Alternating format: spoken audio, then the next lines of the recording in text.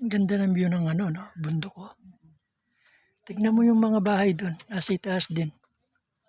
Saan? Ayun, oh. Yung doon.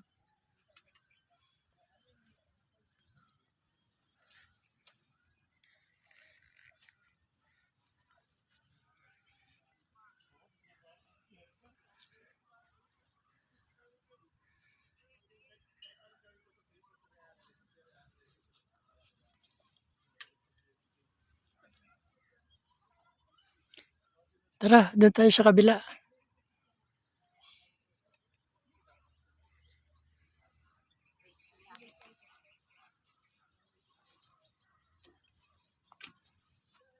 Sarap dito matulog.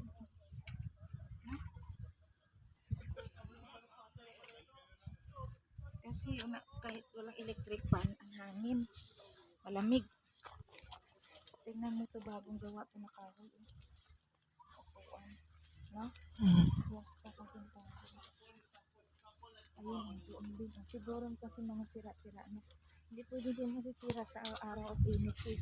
Malakas ito niyan sa, ano, sa summer. Tapos pinipili. Yan, ngayon ang bagong gawa.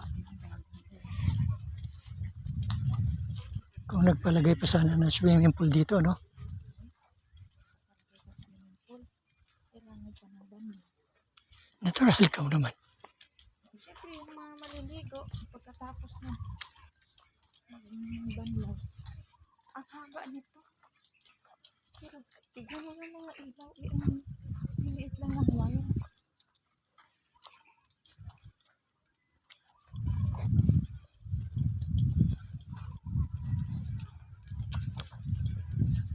Kaya ang mahal ng pagkain ay dahil ang layo pa. Pero may tubig naman dito. Tignan mo yung mga drum.